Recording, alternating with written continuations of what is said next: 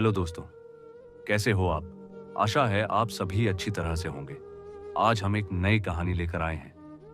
आज हम जो कहानी सुनेंगे वह है भारत की मिट्टी में हजारों रहस्य और श्राप छिपे हैं।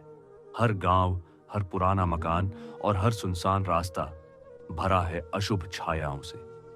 आज की कहानी शाहपुर गांव के शापित ठाकुर बाड़ी की, जहां रात ढलते ही जाग उठती हैं भयानक आत्माएं। उत्तर प्रदेश के वाराणसी के पास एक छोटा सा गांव शाहपुर दिन में शांत, लेकिन रात होते ही डरावने अंधेरे में डूब जाता है। गांव के बीचों बीच खड़ा है एक जर्जर महल, जिसे सब कहते हैं ठाकुर बाड़ी। हवा की सीढ़ी, दरवाजा चरमराना। इस महल का मालिक था जालिम जमींदार रुद्रनारायण सिंह। उसका राज खून और जुल्म से सना हुआ था। 1887 की एक भयानक रात आग में जलकर खत्म हो गया जमींदार का परिवार। लेकिन खत्म नहीं हुआ उनका खौफ। लोग मानते हैं आज भी उनकी आत्माएं उस महल में कैद हैं। 1995 में शहर से आए प्रोफेसर अरिंदम मुखर्जी, गांव वालों ने उन्हें चिताया। बाबू, उस घर में मत रहना, वहां इंसान नहीं परछाइयां रहती हैं। लेकिन अरिंदम ने इन बातों को अंधविश्वास मानकर वहीं डेरा डाल दिया। चौथी रात गहरी नींद में अचानक जाग उठे अरिंदम।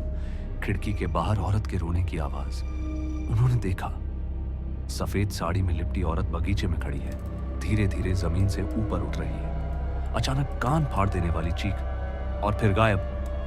औरत की सिसकियां प्लस चीख। अगले दिन बुजुर्ग शिक्षक हरिदास मास्टर ने कहा, बेटा, उस घर में 100 से ज्यादा आत्माएं कैद है। जमींदार के श्राप से कोई चैन नहीं पा सका, संभल कर रहो। लेकिन अरिंदम ने फिर भी ध्यान नहीं दिया। हर रात डर बढ़ने लगा।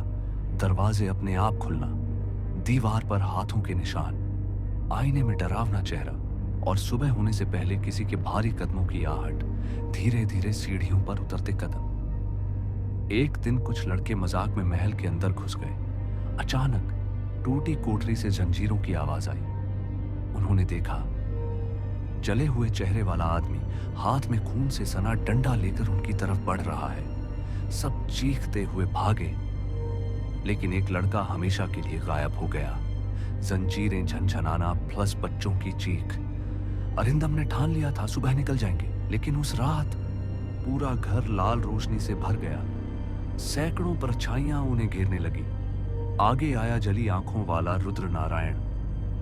मेरे शापित राज्य में आने की हिम्मत की, अब तुम भी हमारे साथ हमेशा के लिए कैद रहोगे। उस रात के बाद अरिंदम को कभी नहीं देखा गया। सिर्फ उनकी किताबें और मेज पर खून से सना हाथ का निशान बचा। गड़गड़ाहट प्लस डरावनी हवाएं। आज भी शाहपुर के लोग सूर्यास्त के बाद ठाकुरबाड़ी की ओर कदम नहीं बढ़ाते।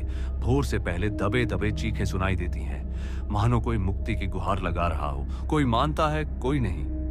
पर क्या ये सब सिर्फ कहानी है, या फिर भारत की मिट्टी में आज भी घूमती है अशुभ छायाएं? याद रखिए, अंधेरा कभी खाली नहीं होता। अगर आपको कहानी पसंद आई हो तो लाइक, शेयर, कमेंट करें और ऐसी ही और ग्रामीण बंगाली भूत प्रेत की कहानियां सुनने के लिए चैनल को सब्सक्राइब करें। फिर मिलेंगे एक नई कहानी में। आज के लिए अलविदा।